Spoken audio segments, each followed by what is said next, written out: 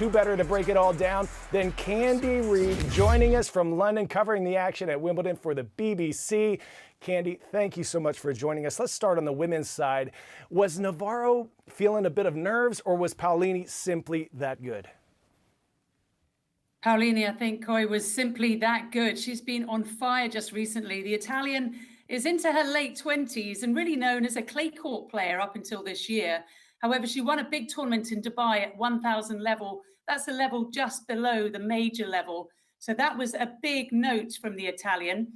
Then she went to the final of Roland Garros in her run-up tournament, then got to the semi-finals of Eastbourne in the lead-up, and now she is going very, very well at Wimbledon as well. So she just completely blew away Navarro. It was a little bit closer there at the beginning, Coy, 2-1 to Navarro, but she won just one game after that. Paolini is something to behold. She's pretty small. She's pretty bouncy. She's got this wonderful, wonderful smile and demeanor. She's added a lot more to her game. She's coached by Renzo Furlan, who used to be top 20 on the ATP Tour. And she's playing a lot of doubles these days with Sara Errani, who herself is a fantastic player. And she just seems to have developed this game, which is really striking fear into opponents' hearts. And we know that Emma Navarro has had a breakout year. She's been sensational. She was the one that took out Coco Gauff in the previous round, and we saw Coco Gauff completely collapse forehand-wise. So Navarro was playing well. Jasmine Paolini is playing better.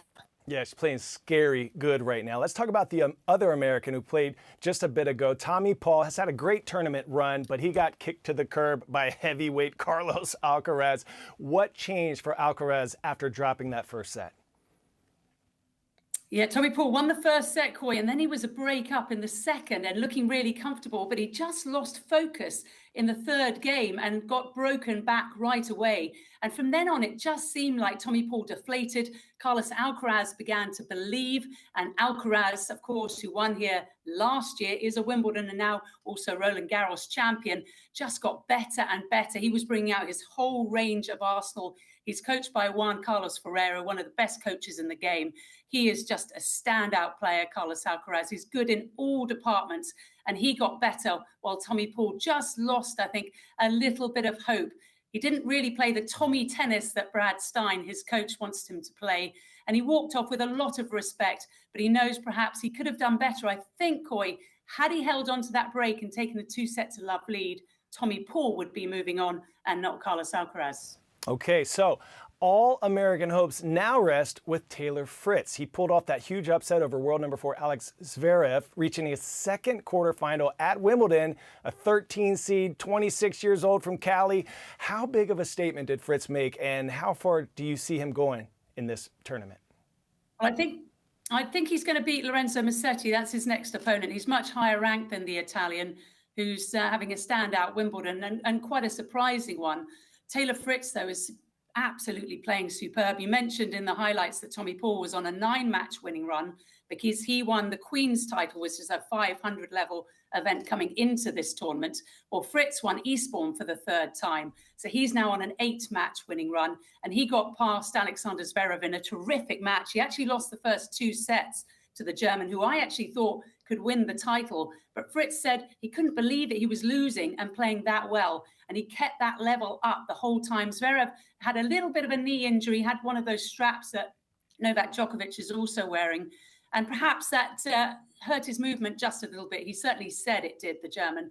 But Fritz just got better and better. He's got this incredible serve, a lot of confidence, coached by Michael Russell and Paul Annacone, who I must mention went to the University of Tennessee just like me.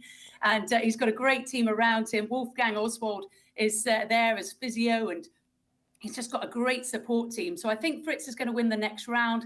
How much further he goes, I don't think I'm very confident after that. Okay. One thing I have to talk to you about, because I think you were in the arena when 7-time Wimbledon champ Novak Djokovic, he beat Holger Rune, advancing, but fans were shouting Rune in support of Rune, but Djokovic saw it a different way. Listen to this. And to all those people that have chosen to disrespect the player, in this case me, have a good night.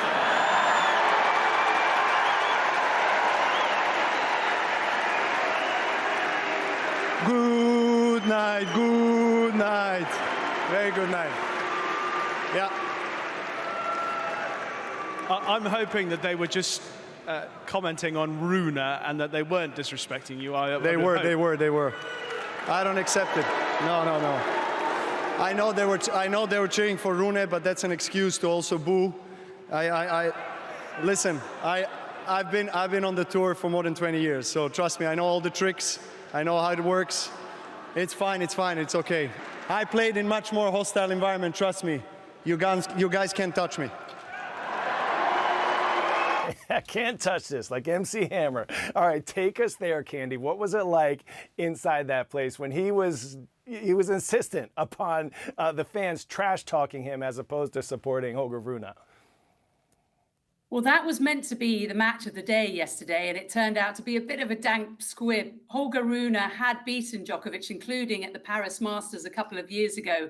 So I think we were expecting a little bit of a closer match than it was, but Djokovic ended up winning in straight sets. And there was a little band of supporters for Rune. I think they wanted more tennis, firstly. Of course, they were supporting their countrymen, and the Rune did sound a little bit like a boo. I don't know if you remember Ruud van Nistelrooy from Manchester United. A lot of the fans from Manchester United in the time that the Dutchman played a striker for United used to shout Ruud, and it always sounded like boo. But I have to say there were probably some boos in that Rune. So it was a bit of both. And I think it's really because Novak Djokovic is so talented and wins so much. He's got more major titles than anybody else. He's never really had the respect of Roger Federer and Rafa Nadal. If he wins this title, which would be unbelievable because he tore his meniscus about 3 weeks ago, he's playing with a bandaged knee, which is sensational. The fact he's come this far in itself. And then he destroyed Holger Rune. So I think there's a few people that don't want him to get an 8th title here at Wimbledon, which would match Roger Federer's. He's already the most winningest player of all time. And he doesn't have the love that the two of those have always had. So he's used to having some criticism. He's used to being booed. John McEnroe was just on the BBC and talking about that. And he really defended Novak Djokovic and said it's not acceptable. This guy is the best of all time. He needs more respect. And I think that's how Novak felt as well. All right. Well, thank you so much for joining us. Truly a pleasure to have you here with us. Go Vols. Also, you can listen to our podcast, Diary of a Professional Tennis Coach, wherever you get your podcast. Candy Reid, thank you.